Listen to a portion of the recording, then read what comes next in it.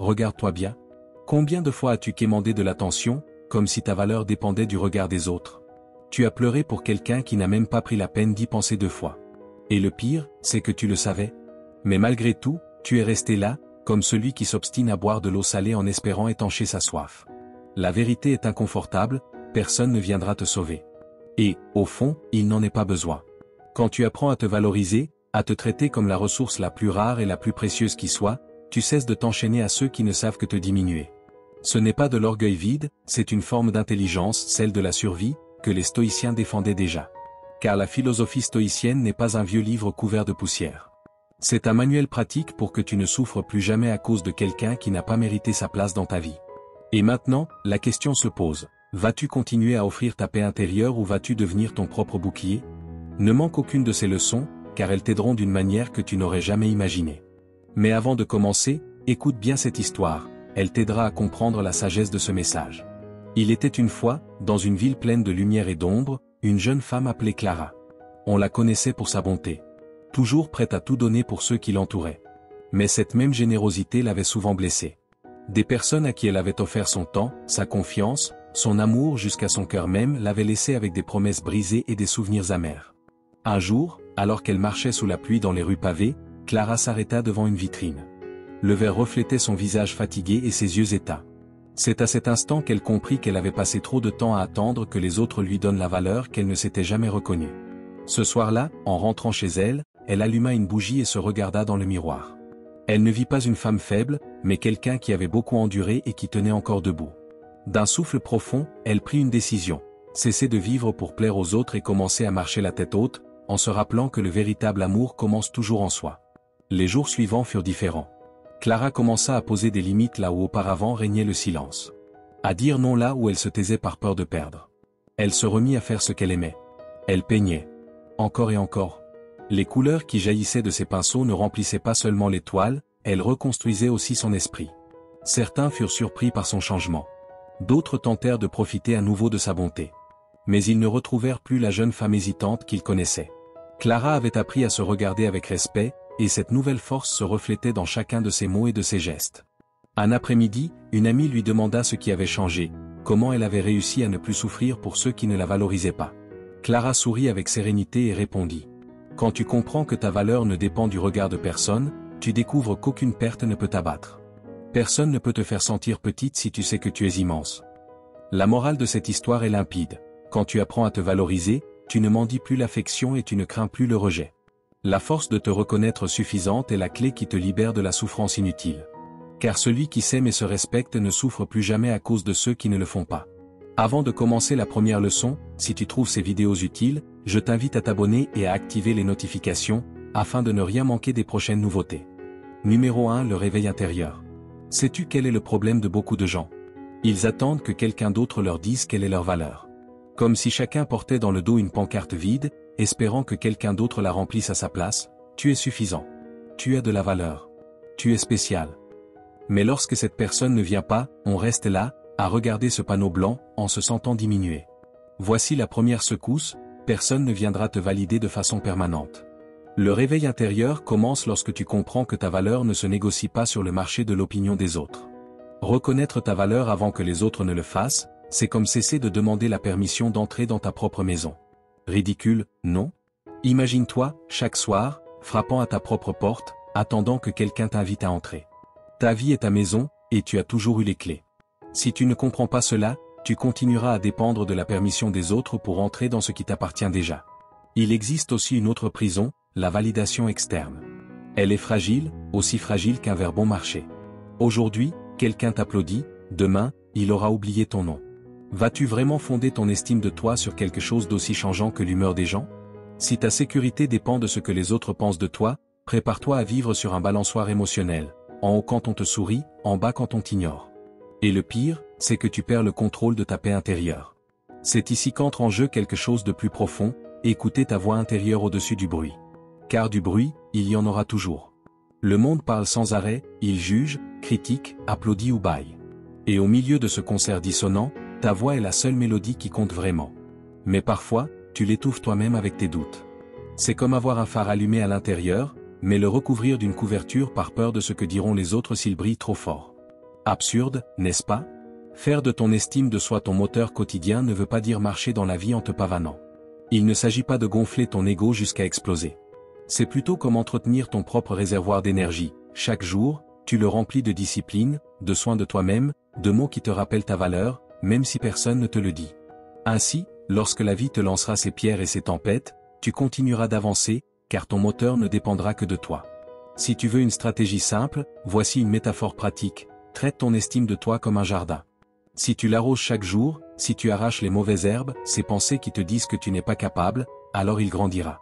Mais si tu l'abandonnes, en attendant que d'autres viennent semer à ta place, tu finiras avec une terre sèche, sans fruits. Et devine qui aura faim après? Toi. Les stoïciens l'avaient bien compris, tu n'es pas ce que le monde pense de toi, tu es ce que tu choisis d'être malgré le monde. Marc Aurèle écrivait pour se rappeler à lui-même, pas pour recevoir des likes sur les réseaux sociaux. C'est cela, l'exemple à suivre. Fais de tes pensées ton refuge, non pas des applaudissements extérieurs. Valorise-toi toi-même, fais de ta voix intérieure ta boussole, et non une radio qui ne fait que répéter ce que disent les autres. Numéro 2. Rompre les chaînes invisibles. Souviens-toi, la validation extérieure est comme un post-it collé sur ton front, elle se décolle avec la sueur du jour. Ton estime de toi, en revanche, est un fondement solide, ferme, inébranlable. Le réveil intérieur n'est pas un luxe spirituel, c'est une nécessité urgente si tu ne veux plus souffrir à cause de quiconque.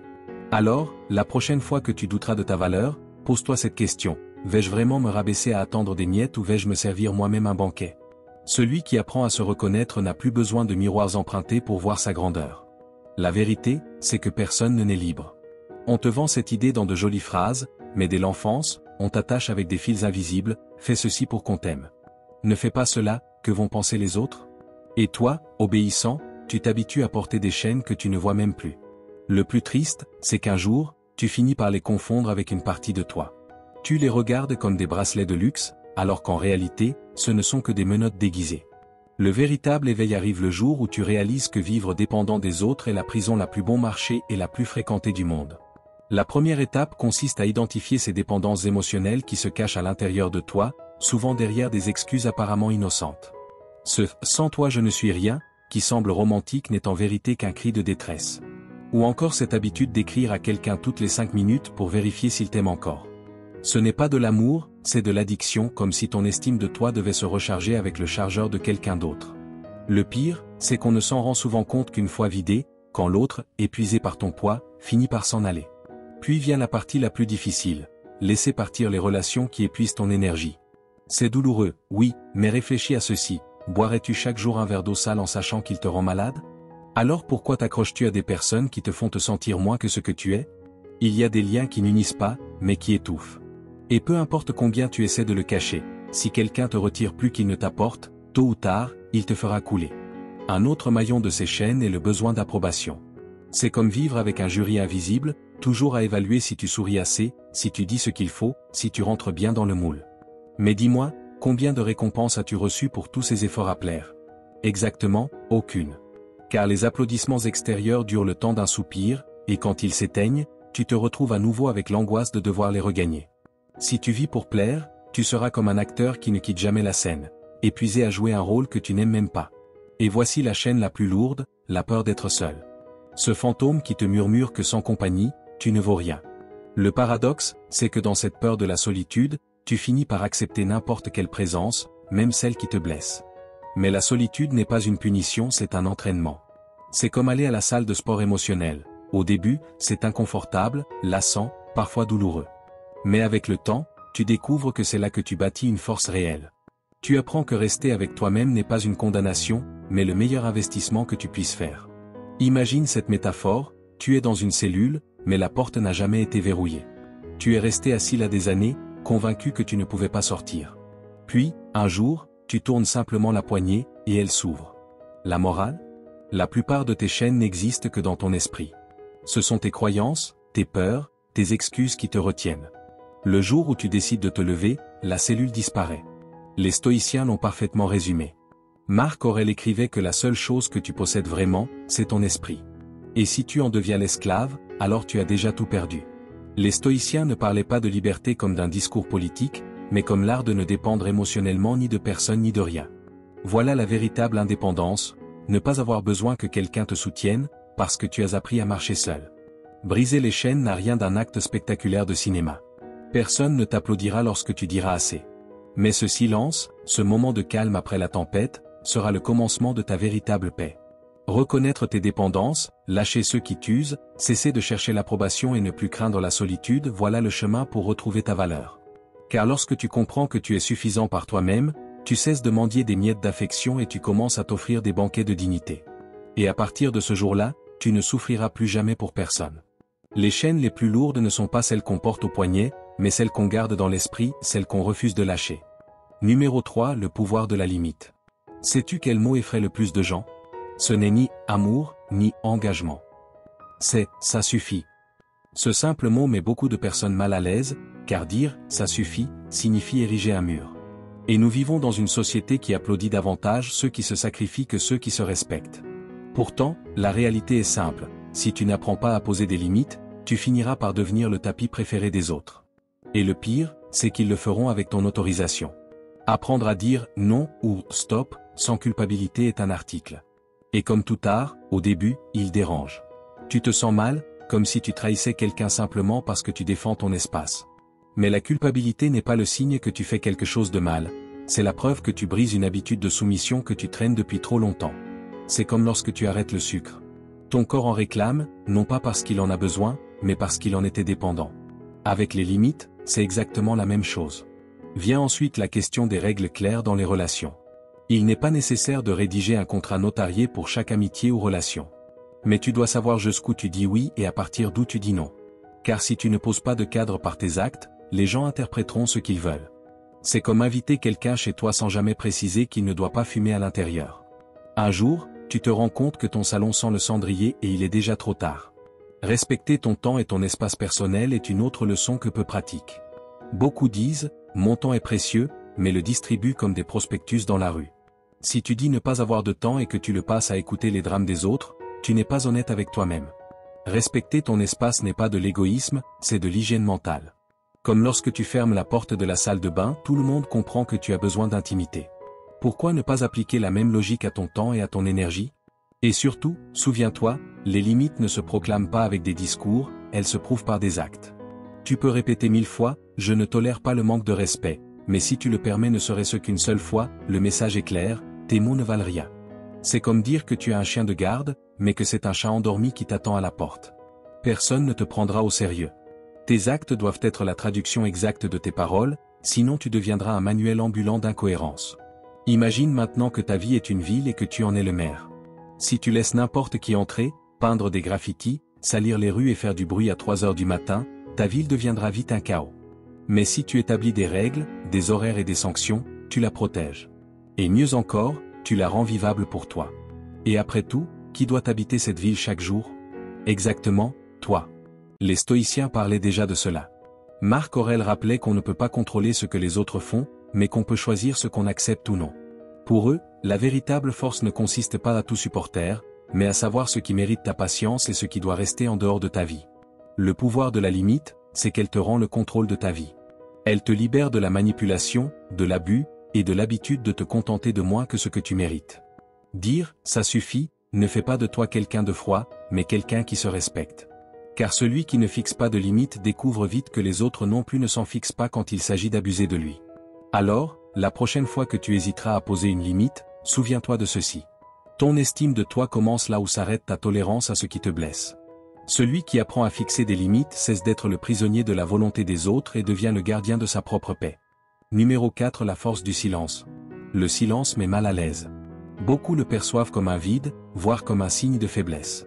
Pourtant, rares sont les choses aussi puissantes que la capacité de se taire quand tout autour de toi réclame une réponse immédiate.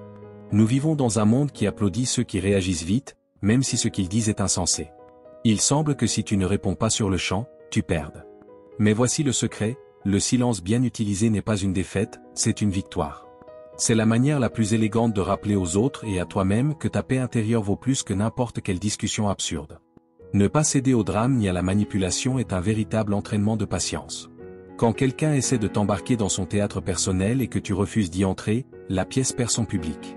Le drame a besoin de spectateurs, et si tu décides de ne pas acheter de billets, le spectacle s'éteint. C'est comme lorsque quelqu'un monte un cirque, et que tu refuses d'en être le clown invité. Face à une offense, la réaction automatique consiste à répondre par une autre, pire encore. On croit qu'en se taisant, on paraît faible. Mais demande-toi ceci, ta valeur dépend-elle vraiment de ta capacité à gagner un concours d'insultes? Garder son calme face aux provocations ne signifie pas être naïf ni soumis. Cela prouve que tu as compris que gaspiller ton énergie ainsi est aussi inutile que de discuter avec la pluie pour qu'elle cesse de te mouiller.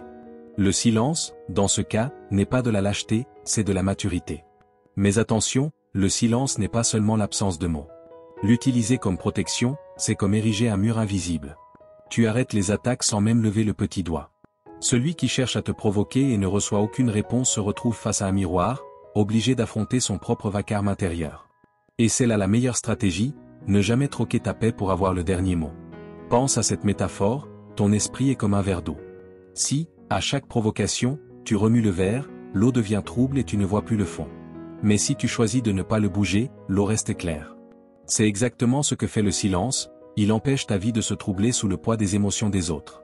Montrer que ta paix n'a pas de prix est peut-être la leçon la plus difficile à apprendre. Beaucoup croient que répondre, c'est se défendre, alors qu'en réalité, ils offrent leur tranquillité à quiconque appuie sur le bon bouton. Le silence, au contraire, envoie un message clair, tu ne peux pas acheter ma sérénité. Et crois-moi, ce message est plus puissant que n'importe quel discours. Voici une technique simple, avant de répondre à une provocation, demande-toi si cette personne mérite une part de ton énergie. Imagine que chaque mot que tu prononces est une pièce de monnaie. Voudrais-tu vraiment payer quelqu'un qui n'a même pas gagné ton respect? Souvent, la réponse est un non catégorique. Et à ce moment-là, le silence devient la meilleure des économies. Les stoïciens l'avaient compris depuis des siècles. Sénèque écrivait que la plus grande preuve de puissance est de se maîtriser soi-même quand le monde s'attend à te voir exploser. Il savait que réagir est facile, mais que choisir quand et comment répondre distingue la personne forte de celle qui est esclave de ses émotions. En d'autres termes, le silence ne te diminue pas, il te rend maître de toi-même. La force du silence ne se mesure pas au nombre de fois où tu te tais, mais à la profondeur du respect que tu installes dans ta vie. C'est apprendre à ne pas t'accrocher au drame, à rester calme face à l'offense, à utiliser le silence comme un bouclier qui protège ta clarté, et à montrer que ta paix n'est pas négociable. Car lorsque tu comprends cela, tu cesses de souffrir à cause de ce que les autres font ou disent. Et voici la clé, le silence n'est pas un vide, c'est un espace plein de puissance. C'est le rappel que tu n'as pas besoin de réagir pour avoir raison. C'est savoir quand parler, et quand laisser le silence parler pour toi. Le silence n'est pas l'absence de réponse, mais la réponse la plus élevée que tu puisses offrir au vacarme du monde. Numéro 5. Te regarder avec d'autres yeux. Tu passes ta vie à te regarder dans de mauvais miroirs, le miroir du « que dira-t-on », celui des comparaisons, et celui de tes insécurités. Avec autant de reflets déformés, il n'est pas étonnant que tu te vois pire que tu ne le es vraiment. Si tu parlais à un ami comme tu te parles à toi-même, tu n'aurais sans doute plus beaucoup d'amis. Et pourtant, avec toi, tu tolères tout. N'est-ce pas absurde? Il est peut-être temps de changer de perspective, de te regarder avec d'autres yeux, des yeux qui ne soient pas embués par la critique constante ou par cette étrange habitude de te sous-estimer. Le premier pas consiste à reconnaître tes réussites sans les minimiser. Et non, dire « oui, j'ai réussi ça, mais n'importe qui aurait pu le faire » n'est pas valable. Cette phrase est un autosabotage gratuit. Si tu avais gravi une montagne, tu dirais sûrement « bon, elle n'était pas si haute ». Mais sais-tu quoi? Même gravir une colline demande de l'effort. Chaque réussite, grande ou petite, est la preuve que tu avances. L'habitude de minimiser ce que tu accomplis, c'est comme préparer un festin et dire ensuite que ce n'était pas grand-chose. Fais-toi une faveur, célèbre tes victoires, même si personne ne les remarque. Le deuxième point, c'est d'arrêter de te comparer aux autres. C'est le piège le plus ancien du monde. Il y aura toujours quelqu'un de plus grand, plus beau, plus riche, plus talentueux. Si tu te lances dans cette compétition infinie, tu deviens esclave d'une course qui ne finit jamais. C'est comme courir sur un tapis de gym. Tu cours, tu transpires, tu te donnes à fond, et tu restes au même endroit. Les stoïciens l'avaient déjà compris. Ce qui compte, ce n'est pas ce que les autres font, mais ce que toi, tu choisis de faire de ta vie. Ils ne se demandaient pas s'ils étaient plus sages que quelqu'un d'autre, mais s'ils restaient fidèles à leurs propres principes. N'est-ce pas plus sensé? Apprends à apprécier tes qualités uniques, car oui, même si tu en doutes, tu en as. Le problème, c'est que tu les confonds souvent avec des défauts. Tu dis que tu es trop sensible? Cette sensibilité te permet justement de te connecter profondément aux autres. Tu te crois têtu? Peut-être, mais c'est cette ténacité qui t'a permis de tenir bon là où d'autres ont abandonné. Tout est une question de regard. Ce que tu critiques aujourd'hui chez toi pourrait bien être ce qui te sauvera demain. Imagine que tu es une clé unique, avec une forme étrange. Tu ne rentres pas dans toutes les serrures, mais là où tu entres, tu ouvres des portes que personne d'autre ne peut ouvrir. Et puis, il y a le dialogue intérieur. Se parler avec respect ne veut pas dire se répéter des phrases de motivation tirées d'un calendrier. Cela signifie simplement ne pas transformer ton esprit en champ de bataille. Crois-tu vraiment que tu vas t'améliorer en te criant dessus? C'est comme espérer qu'une plante pousse en la noyant dans l'acide. Ton dialogue intérieur devrait ressembler à un bon coach, quelqu'un qui te corrige, oui, mais qui t'encourage aussi. Qui te dit, tu peux faire mieux, au lieu de tu es nul. Si la voix que tu entends le plus souvent est la tienne, assure-toi qu'elle ne soit pas ton ennemi. Imagine que tu portes des lunettes sales, couvertes de taches. Tu crois que le problème vient de toi, que tu ne brilles pas, que tu n'es pas assez bien, jusqu'au jour où tu nettoies ces verres et découvres que tu allais bien depuis le début. Ce n'étaient pas tes yeux, mais les verres qui étaient sales. Ces lunettes, c'est ton regard sur toi-même. Tu n'as pas besoin de changer qui tu es. Tu as juste besoin de te regarder avec d'autres yeux. Te regarder avec d'autres yeux, c'est cesser d'être ton propre bourreau pour devenir ton meilleur allié. C'est reconnaître tes réussites sans les diminuer, arrêter de te comparer, apprécier ce qui te rend unique, et te parler avec le respect que tu mérites. Quand tu fais cela, tu n'as plus besoin de validation extérieure, tu marches plus léger. Car au fond, si toi tu ne te valorises pas, pourquoi voudrais-tu que les autres le fassent à ta place? La clé, c'est d'être juste avec toi-même, de te rappeler que la façon dont tu te regardes détermine la manière dont tu avances dans la vie. Et crois-moi, quand tu apprends à te voir avec clarté, tu ne souffres plus à cause de personne. Quand tu changes la manière dont tu te regardes, tu découvres que la meilleure version de toi-même a toujours été là, juste en face de toi. Numéro 6, aimer sans se perdre. Aimer est l'une des plus belles expériences que l'on puisse vivre, mais aussi l'une des plus dangereuses, si l'on ne sait pas où l'on pose les pieds. Car oui, l'amour peut t'élever, mais il peut aussi te détruire si tu confonds aimer avec te dissoudre dans l'autre. Cela te semble familier? Cette habitude de tout donner, jusqu'à te regarder un jour dans le miroir et ne plus savoir qui tu es. On te vend ça comme du romantisme, je me perds en toi, sans toi je ne suis rien. Quelle piètre estime de soi. Le véritable défi, c'est d'aimer sans cesser d'être toi. C'est de comprendre qu'aimer ne signifie pas renoncer à ton essence, et que prendre soin de toi n'est pas un acte d'égoïsme, mais de respect. D'abord, comprends qu'aimer ne veut pas dire sacrifier ton authenticité.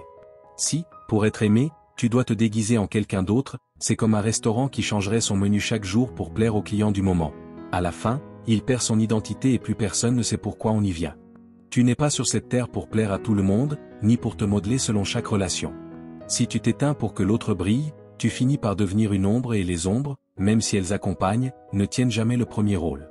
Donner, c'est bien. Partager, aussi. Mais si tu le fais en espérant que l'autre te soit éternellement redevable, ce n'est pas de l'amour, c'est du commerce déguisé. L'amour ne se mesure pas en factures émotionnelles. C'est comme offrir des fleurs, puis réclamer des intérêts, je t'ai donné 3 bouquets, tu me dois 6 câlins et 2 déclarations publiques d'amour. Absurde, non? Aimer vraiment, c'est donner parce que tu le veux, non parce que tu attends un reçu en retour.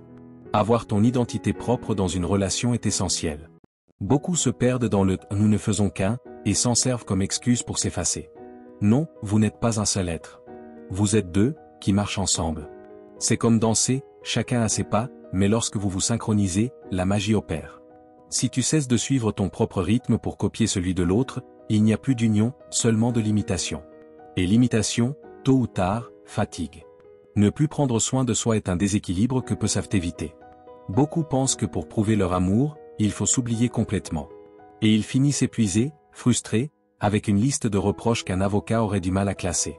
Prendre soin de quelqu'un ne veut pas dire t'abandonner. Au contraire, si tu ne prends pas soin de toi, quel amour peux-tu offrir? C'est comme tenter de remplir un verre avec une carafe vide.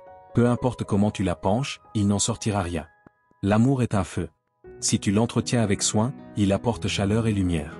Mais si tu laisses ce feu consumer tout ton bois sans penser à demain, tu finiras gelé. Aimer ne devrait pas signifier te brûler entièrement pour garder quelqu'un d'autre au chaud. Cela devrait être un feu partagé, où chacun apporte du bois, où chacun profite de la flamme, sans que personne ne reste dans le froid ni dans l'ombre. Les stoïciens le savaient déjà, tu ne peux pas aimer véritablement si tu ne t'aimes pas toi-même. L'amour sans respect de soi n'est pas de l'amour, c'est de la dépendance. La philosophie stoïcienne nous enseigne que la véritable force réside dans la maîtrise de soi, pas dans la tentative de contrôler ou de retenir l'autre. Si tu restes solide, alors tu peux aimer dans la liberté, et non dans le besoin. Aimer sans se perdre est la seule façon de ne pas souffrir comme un esclave des émotions. C'est comprendre que ton essence n'est pas une monnaie d'échange, que donner n'est pas une stratégie de contrôle, que ton identité ne se dilue pas parce que tu partages ta vie, et que prendre soin de quelqu'un ne doit jamais signifier cesser de prendre soin de toi. Car au fond, l'amour qui en vaut la peine, c'est celui où tu restes toi, sans chaîne, sans masque, sans disparaître dans l'ombre de qui que ce soit. Quand tu comprends cela, tu découvres que tu peux aimer profondément, mais jamais au prix de ta paix. Et crois-moi, c'est là le plus libre des amours. Le véritable amour n'est pas celui qui t'attache à quelqu'un, mais celui qui te permet de continuer à être toi-même tout en marchant à ses côtés. Numéro 7. La discipline de l'esprit. Ton esprit peut être ton meilleur allié, ou ton pire ennemi. Tu le sais déjà, ce dialogue intérieur que tu entretiens chaque jour ressemble à un voisin bruyant qui ne se tait jamais. Parfois, il t'encourage. Mais la plupart du temps, il te rappelle tout ce que tu n'as pas fait, ce que tu as mal fait, ou ce que tu ne parviendras jamais à accomplir. Le problème, ce n'est pas que ton esprit parle, mais que tu crois tout ce qu'il dit. Et c'est là que le désastre commence. La véritable discipline ne consiste pas seulement à te lever tôt, à manger sainement ou à faire du sport, même si tout cela est excellent. La vraie discipline commence quand tu apprends à gouverner ce qui se passe à l'intérieur de ta tête. Car si tu ne contrôles pas tes pensées, ce sont elles qui finiront par te contrôler. Apprendre à maîtriser les pensées qui te diminuent est le premier pas. Tu as sûrement déjà vécu ce moment où tu accomplis quelque chose, mais au lieu de célébrer ta réussite, ton esprit te murmure, « Bah, n'importe qui aurait pu le faire ». C'est comme si tu avais un critique de cinéma installé dans ton cerveau, toujours prêt à trouver des défauts dans ton propre film. Mais cette voix n'est pas la vérité, c'est seulement l'écho de tes insécurités. La discipline mentale, c'est la capacité d'arrêter cette bande sonore interne et de te demander, d'où vient cette pensée? M'aide-t-elle à avancer ou me tire-t-elle vers le bas? Et si elle ne t'aide pas, éteins-la. Aussi simple que ça. Avoir une pensée ferme ne veut pas dire répéter des phrases creuses du genre, tu peux le faire, jusqu'à t'en épuiser, comme un perroquet de motivation. Cela veut dire apprendre à te parler comme un bon entraîneur, exigeant, mais bienveillant. Imagine-toi dans une salle de sport avec un coach qui ne ferait que crier, tu es nul, tu ne soulèves rien. Combien de temps resterais-tu avant d'abandonner? C'est pourtant ce que tu fais avec toi-même lorsque tu ne te parles qu'avec mépris. Ton esprit a besoin de fermeté, pas de violence. La différence entre dire « je suis un désastre » et « je peux m'améliorer » est la même que celle entre te tirer une balle dans le pied et apprendre à marcher droit. Éviter le piège de l'autosabotage est un article. Combien de fois as-tu été sur le point de faire un pas décisif, et ton esprit t'a bombardé d'excuses?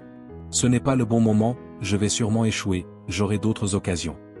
Et bien sûr, tu l'as écouté. C'est comme si ton esprit était un agent de sécurité paranoïaque qui t'empêchait de sortir pour ton bien. L'autosabotage est confortable, mais il tue les rêves.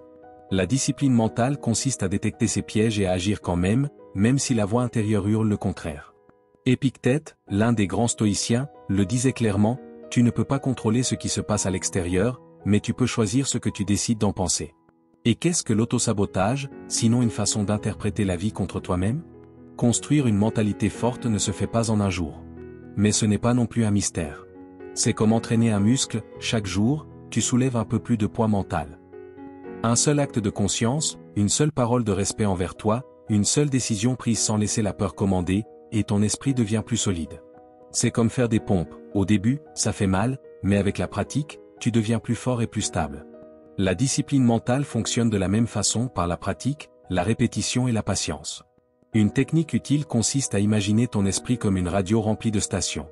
Certaines diffusent de la musique motivante, d'autres des critiques sans fin, et certaines ne produisent que du bruit. La discipline ne consiste pas à éteindre la radio, mais à choisir la station que tu veux écouter. Oui, au début, la station de l'autosabotage semble toujours avoir le volume au maximum. Mais avec le temps et la pratique, tu apprends à tourner le bouton et à t'accorder sur ce qui t'élève vraiment. Les stoïciens l'avaient compris depuis des siècles, inutile de chercher à contrôler le monde extérieur, c'est impossible. Leur véritable entraînement était intérieur, dominer leurs pensées, leurs paroles et leurs réactions. Car si ton esprit est un champ de bataille perdu, peu importe combien de victoires tu remportes à l'extérieur, tu te sentiras toujours vide à l'intérieur. La discipline de l'esprit est une nécessité. C'est cesser de te rabaisser par tes propres pensées, remplacer l'autocritique destructrice par des mots qui te renforcent, éviter le poison de l'autosabotage et entraîner ton esprit comme tu entraînerais ton corps. Il ne s'agit pas d'être parfait, mais de devenir conscient que ton esprit peut être ta prison, ou ta liberté. Et si tu veux cesser de souffrir à cause de ce que les autres disent ou font, commence par maîtriser ce qui se passe à l'intérieur de toi. Car quand tu comprends cela, tu découvres que personne ne peut gouverner ta vie à ta place. Un esprit indiscipliné forge des chaînes. Un esprit entraîné ouvre toutes les portes. Numéro 8 ou la puissance de la solitude. Tu as peur de la solitude. Admets-le. La société t'a vendu l'idée que la solitude est un échec, comme si ta valeur se mesurait au nombre de personnes qui t'entourent ou de messages que tu reçois sur ton téléphone. On t'a fait croire que si tu es seul, c'est parce que personne ne veut de toi. Mais en réalité, c'est tout le contraire. Bien souvent, celui qui sait être seul est celui qui se respecte le plus. La solitude puissante n'est pas une punition, c'est un privilège. Bien sûr, à condition d'apprendre à la regarder autrement, non pas comme un vide qu'il faut combler à tout prix, mais comme un espace fertile pour grandir. Voir la solitude comme un terrain de croissance, c'est comme découvrir que ce terrain vague que tu croyais stérile est en fait un jardin qui attend que tu le cultives. Mais que fait la majorité des gens? Ils se précipitent pour le remplir de n'importe quoi, même d'ordures, juste pour ne pas sentir le vide. Et ensuite, ils se plaignent de l'odeur. La solitude n'est pas un manque, c'est une terre fertile. Le problème, c'est que tu ne l'arroses pas, préférant te distraire avec du bruit. Apprendre à apprécier ta propre compagnie est un art que peu de gens pratiquent. Certains ne supportent pas d'être seuls ne serait-ce que 5 minutes, car ils s'ennuient avec eux-mêmes. Et cela en dit long, si toi-même tu n'aimes pas ta propre compagnie, pourquoi quelqu'un d'autre devrait-il le faire? Être avec soi-même ne devrait pas être une punition, mais un refuge. C'est comme avoir une chambre à soi, un lieu intime où tu peux entrer quand tu veux, sans demander la permission. La solitude t'offre la possibilité de te connaître, et te connaître est le premier pas pour cesser de dépendre des autres. Elle t'apporte aussi créativité et clarté. Quand tu es entouré de bruit, tes idées sont comme des oiseaux pris dans une tempête, elles tournent en rond sans direction. Mais quand tu t'accordes un moment de silence, ces oiseaux trouvent enfin leur trajectoire. La plupart des grandes idées ne naissent pas dans la foule, mais dans la solitude. Marc Aurèle, l'un des grands stoïciens, écrivait ses méditations dans le silence, seul, car il savait que l'esprit a besoin de calme pour ordonner le chaos. Et si cela a fonctionné pour un empereur, ne crois-tu pas que cela peut aussi fonctionner pour toi? Cesser d'avoir peur de l'abandon, voilà la dernière leçon. La peur d'être seul pousse beaucoup de gens à accepter des miettes d'affection, à tolérer des relations qui les détruisent, juste pour ne pas affronter le silence de leur propre compagnie. C'est comme avoir faim et se contenter de manger de la nourriture avariée simplement parce qu'elle est là. Mais quand tu comprends que la solitude n'est pas un abandon, mais un choix, ta perspective change. Personne ne peut t'abandonner si toi, tu ne t'abandonnes pas d'abord. Pense à la solitude comme à une salle de sport émotionnel. Au début, elle fait mal, elle dérange, tu ne sais pas quoi faire de tout ce silence. Mais petit à petit, tu te renforces. Tu découvres des muscles que tu ignorais avoir, la patience, la créativité, la sérénité. Et quand tu sors de là, tu n'as plus besoin de personne pour te sentir complet. Imagine que tu es un téléphone portable. Si tu ne le branches jamais à son chargeur, il finit par s'éteindre. La solitude, c'est ce chargeur. Le temps passé seul ne te déconnecte pas du monde, il te recharge pour l'affronter avec plus de clarté. Ce n'est pas t'éteindre, c'est te réinitialiser. La philosophie stoïcienne est claire, tu ne contrôles pas ce que les autres font, seulement ce que toi tu fais avec toi-même. Et la solitude est le terrain idéal pour entraîner cette discipline. Car lorsque tu apprends à être bien avec toi-même, tu cesses de troquer ta paix intérieure contre une compagnie bon marché. La solitude puissante, ce n'est pas être incomplet. C'est être tellement entier que tu n'as plus besoin de personne pour valider ton existence. C'est voir ces moments seuls comme une terre de croissance, savourer ta propre compagnie sans fuir, trouver la clarté et la créativité dans le silence, et surtout, ne plus craindre que quelqu'un t'abandonne. Parce que celui qui sait être seul ne s'agenouille jamais par peur du vide. Apprends à te valoriser, et tu verras que la solitude ne t'enlève rien, elle te rend tout ce que tu avais donné pour essayer de t'intégrer. Numéro 9, la confiance inébranlable. Croire en soi-même semble facile, jusqu'à ce que la première opinion extérieure vienne s'immiscer dans ta tête. Soudain, ton propre jugement vacille, comme s'il avait été construit avec des bâtonnets de glace. Le plus étrange, c'est que lorsque quelqu'un te dit quoi faire, tu obéis comme si cette personne détenait la vérité absolue. Mais lorsque c'est ta voix intérieure qui parle, tu la remets en question. Drôle d'habitude, n'est-ce pas? La confiance inébranlable ne signifie pas que tu as toujours raison, mais que tu apprends à te soutenir toi-même, même quand le monde te regarde de travers. Et crois-moi, le monde regarde toujours bizarrement ceux qui décident d'avancer avec assurance. Croire en ton propre jugement avant celui des autres est la base. Sinon, tu finis par vivre selon un manuel que d'autres ont écrit pour toi. Et le pire, c'est qu'ils ne savent même pas ce que tu veux réellement. C'est comme laisser un inconnu choisir le mot de passe de ton téléphone. Absurde, non? Pourtant, tu le fais à chaque fois que tu donnes plus de poids à la voix des autres qu'à la tienne. Bien sûr, écouter les conseils est utile. Mais écouter ne veut pas dire obéir. Si tu ne fais pas confiance à ton propre jugement, tu deviens un bateau sans gouvernail, à la dérive, emporté par le vent des opinions. Faire confiance à tes décisions, même lorsqu'elles coûtent cher, c'est un autre niveau. Oui, certains choix font mal. Oui, certains chemins exigent d'en abandonner d'autres. Mais quelle est l'alternative? Rester immobile en attendant que quelqu'un d'autre décide pour toi? Et devine quoi, quand tu laisses les autres décider, ils choisissent presque toujours ce qui leur convient, pas ce qui est bon pour toi. C'est comme prêter ta voiture à quelqu'un qui l'emmène vers sa maison, pas vers la tienne. Les erreurs que tu commets toi-même t'enseignent plus que les réussites que tu copies chez les autres. Les stoïciens l'avaient déjà compris, tout ce qui est sous ton contrôle, c'est ton choix. Et si tu ne choisis pas, quelqu'un le fera à ta place. Ne pas dépendre des compliments pour te sentir fort est une autre épreuve à surmonter. Aujourd'hui, quelqu'un te dit que tu fais du bon travail et tu te sens au sommet du monde. Demain, personne ne te dit rien, et tu t'effondres. Ta confiance est-elle donc si fragile qu'elle dépend de l'air que les autres y insufflent, comme un ballon? Si tu vis en quête d'applaudissements, prépare-toi à supporter de longs silences. La reconnaissance extérieure est agréable, mais elle ne peut pas être le carburant qui te fait avancer. Ton moteur doit venir de l'intérieur, car les éloges et les critiques changent d'humeur plus vite que la météo. Devenir ton propre pilier émotionnel, voilà la dernière pièce du puzzle. Oui, il est bon d'avoir des amis, une famille, un partenaire. Mais si ta stabilité dépend de leur présence constante, alors ce n'est plus de la stabilité, c'est de la dépendance. Imagine que ta paix intérieure soit une chaise. Si elle ne repose que sur une seule patte, celle des autres, tu tomberas au moindre déséquilibre. Mais si tu apprends à te soutenir sur tes propres fondations, ton discernement, ta confiance, ton respect de toi, alors plus rien ni personne ne pourra te faire chuter. Être ton propre soutien ne veut pas dire rejeter les autres, mais simplement ne plus avoir besoin d'eux pour tenir debout. Pense à toi comme à un bâtiment, si tes fondations reposent sur les opinions extérieures, le moindre vent te renversera. Mais si tu construis sur ta propre base, tu résisteras même aux tempêtes. La confiance inébranlable, c'est ce fondement invisible qui soutient tout ce que tu es. Marc Aurèle, dans ses méditations, écrivait pour lui-même, pour se rappeler de se reposer sur ses propres principes, et non sur le regard des autres. Les stoïciens savaient que la véritable force ne réside ni dans les compliments, ni dans les critiques, mais dans la capacité à rester centré, même quand tout vacille. Et si un empereur devait se le répéter chaque jour, ne crois-tu pas que toi aussi, tu devrais le faire? La confiance inébranlable n'a rien d'arrogant.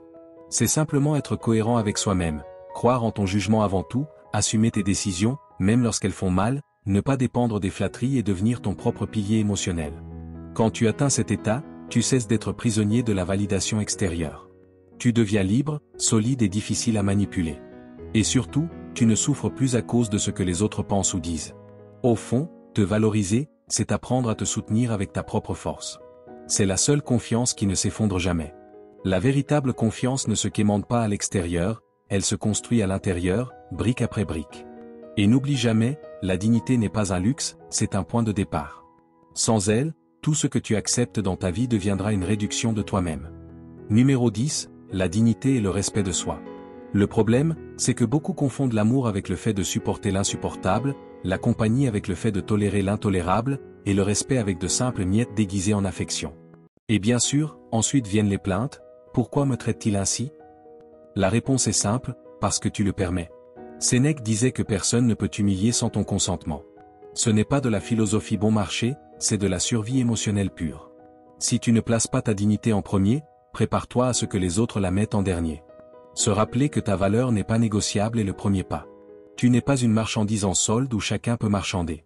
Il ne s'agit pas d'arrogance, mais de comprendre que ton essence n'est pas à la disposition du meilleur enchérisseur.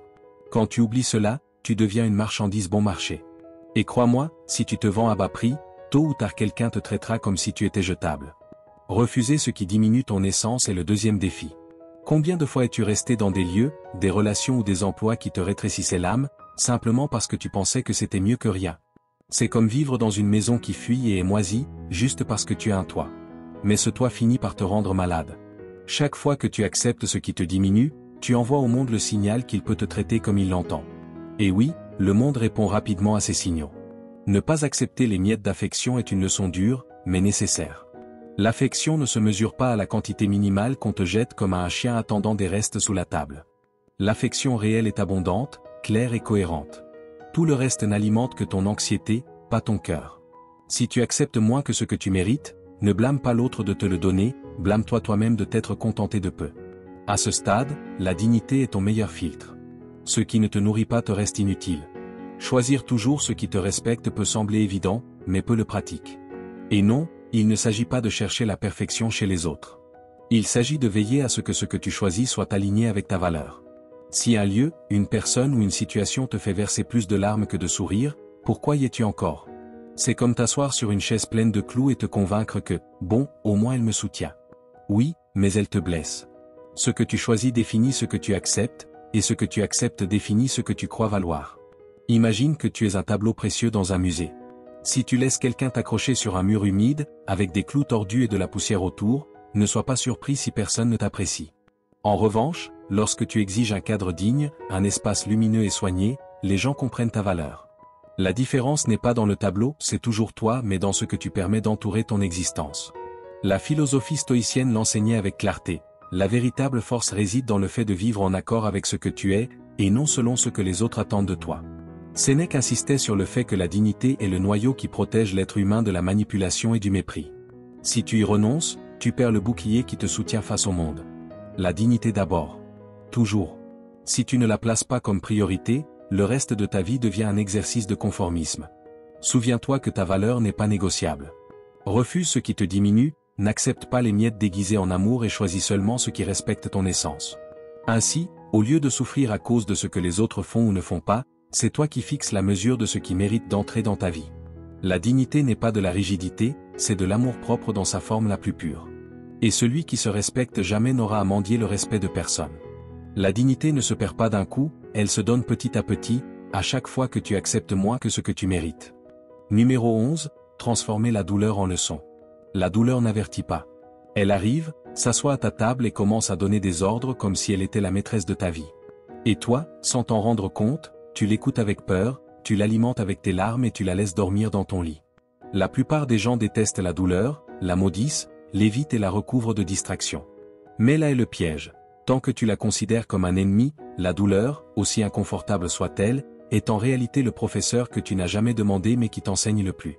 Oui, parfois ces leçons sont dures, mais ce sont aussi les seules qui laissent une trace durable. Comprendre que les déceptions sont des maîtres est le premier pas. Chaque fois que quelqu'un te déçoit, au lieu de rester bloqué sur « pourquoi moi ?», demande-toi « que suis-je en train d'apprendre de cette situation ?» C'est comme toucher une plaque chaude. La douleur n'est pas là pour te torturer, mais pour t'avertir de ne pas remettre ta main au même endroit. Bien sûr, c'est à toi de décider si tu apprends dès la première brûlure ou si tu dois collectionner les cicatrices pour comprendre. Prendre chaque chute comme un tremplin est une autre leçon essentielle. Imagine un trampoline, pour sauter haut, il faut d'abord s'enfoncer vers le bas. La chute n'est pas la fin, c'est le début du mouvement qui te propulse plus loin. Il est facile de penser que tu es tombé, parce que je me suis trompé, alors qu'en réalité, cette descente est la force qui te pousse vers le haut. La philosophie stoïcienne explique cela clairement, tu ne contrôles pas ce qui t'arrive, mais tu contrôles ce que tu en fais. Sénèque le disait, l'homme sage transforme les malheurs en entraînement. Alors, que vas-tu faire? Te lamenter de la chute ou l'utiliser comme tremplin? Éviter de répéter les liens qui blessent est peut-être le plus difficile. Combien de fois as-tu rouvert la porte à quelqu'un qui a déjà montré qu'il ne sait pas prendre soin de toi? C'est comme inviter le même voleur dans ta maison après qu'il t'a volé la première fois, juste parce qu'il a promis qu'il avait changé, alors qu'il n'a pas changé. La douleur a la mauvaise habitude de se répéter jusqu'à ce que tu comprennes la leçon. Si tu n'apprends pas, elle se met en boucle comme une chanson entêtante. Et tant que tu acceptes les mêmes liens qui te blessent, tu seras un professeur suppléant dans ta propre vie. Extraire la sagesse de la souffrance passée est ce qui te transforme réellement. La douleur sans réflexion n'est que torture. Mais la douleur avec apprentissage devient puissance. Pense à tes cicatrices. Ce ne sont pas de vilains ornements, ce sont des cartes qui racontent où tu as été et comment tu as survécu. Chaque blessure apporte un rappel, ce que tu as accepté, ce que tu as permis, ce que tu as ignoré. Tu ne peux pas répéter les mêmes erreurs, car l'expérience est déjà tatouée sur ta peau. La clé est de ne pas voir le passé comme un lieu où retourner, mais comme un manuel qui t'enseigne comment avancer mieux. Imagine que la douleur est un forgeron.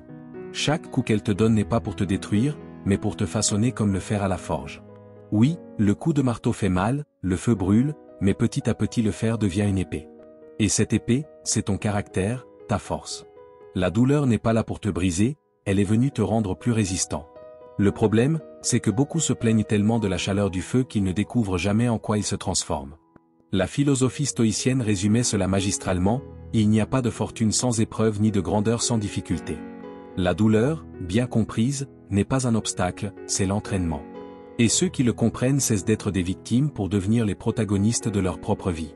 Transformer la douleur en leçon, c'est distinguer le malheur de ceux qui restent coincés dans la plainte de ceux qui avancent avec des cicatrices qui brillent comme des médailles.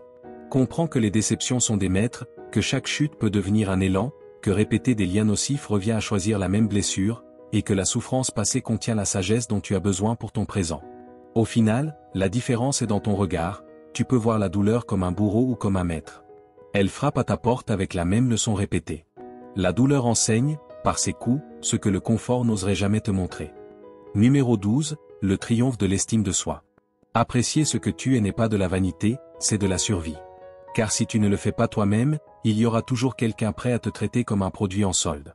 Le curieux, c'est que beaucoup de gens vivent en quémandant de l'affection, du respect et de l'attention, comme si l'estime de soi pouvait s'acheter par dose, au lieu de se construire de l'intérieur. Le résultat ? Une multitude de personnes épuisées, confuses, avec le sentiment qu'elles valent ce que les autres décident de leur accorder. La vérité est plus simple et plus dure, ta valeur commence lorsque tu cesses de la remettre entre les mains d'autrui. Et c'est là le véritable triomphe de l'estime de soi. Transformer l'estime de soi en ton bouclier vital n'est pas optionnel, c'est nécessaire. Le monde va te lancer des critiques, des déceptions et des rejets. Sans ce bouclier, chaque commentaire te transperce comme une flèche. Avoir de l'estime de soi ne signifie pas penser que tu es parfait, mais savoir clairement que rien ni personne ne pourra te faire sentir moins que ce que tu es. C'est comme utiliser un parapluie, il ne stoppe pas la pluie, mais il t'empêche d'être trempé. Sans estime de soi, chaque mot négatif te pénètre jusqu'aux os. La vérité, c'est que le respect véritable ne s'exige pas, il s'inspire. Comment ? Par la cohérence. Si tu dis que tu ne tolères pas certaines choses, ne les tolère pas. Si tu affirmes que tu valorises ton temps, ne le donne pas au premier venu. Si tu parles de dignité, vis avec dignité. Sénèque disait, lorsque ta vie s'aligne avec tes paroles, le respect vient naturellement. Et si le respect ne vient pas, au moins tu ne te manques pas de respect à toi-même. Attirer des relations saines à partir de ta valeur est une conséquence naturelle. Car si tu te traites toi-même comme un objet bon marché, tu attireras ceux qui cherchent à payer peu. Mais quand tu laisses clairement entendre que ton essence n'est pas en solde, les personnes qui arrivent ne tentent pas de marchander. C'est comme un marché, le bon marché attire les curieux, le précieux attire les connaisseurs. Le problème, c'est que beaucoup veulent un amour de qualité tout en se présentant comme une version d'essai gratuite. Si tu te valorises, tu filtres. Et filtrer n'est pas perdre, c'est gagner en tranquillité. Vivre sans peur de perdre quelqu'un est peut-être le résultat le plus libérateur de tous. Car la plupart vivent attachés à la peur. Si je dis cela, il ou elle partira. Si je mets une limite, il ou elle me quitte. Si je montre qui je suis, on ne m'accepte pas. Mais, et alors ? Si je n'ai pas d'authenticité, cette personne ne méritait pas de rester. Le véritable pouvoir réside dans la compréhension que tu n'as pas besoin de retenir qui que ce soit de force.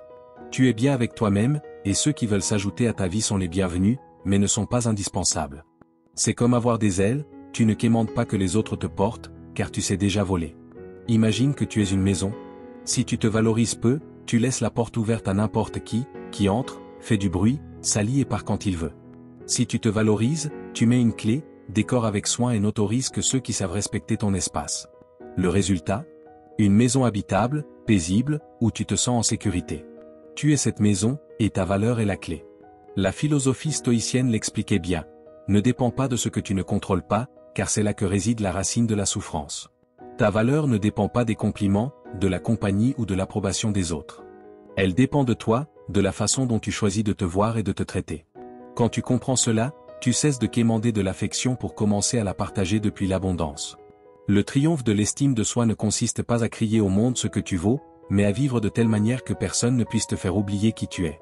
L'estime de soi devient ton bouclier, le respect s'inspire de tes actes, tu attires des liens sains car tu n'acceptes plus moins que ce que tu mérites, et surtout, tu cesses de craindre de perdre quelqu'un, car tu ne te perds jamais toi-même. C'est la victoire silencieuse de celui ou celle qui se regarde avec dignité et ne négocie plus avec ce qui le diminue. Le triomphe de l'estime de soi n'est pas un prix externe, c'est un état intérieur que, une fois atteint, personne ne peut t'enlever. Quand tu apprends à te valoriser, tu découvres que ce que tu craignais de perdre n'était jamais indispensable. Si tu es arrivé jusqu'ici, écris en commentaire, je m'aime et je me valorise. N'oublie pas d'activer les notifications et de commenter pour que YouTube reconnaisse que ces vidéos sont utiles pour des personnes comme toi. Cela nous motive à continuer à créer du contenu similaire. Je te suggère aussi de regarder les 2 dernières vidéos que nous recommandons. Merci sincèrement pour ton temps et ton soutien. On se retrouve dans notre prochaine aventure. Merci d'avoir regardé la vidéo.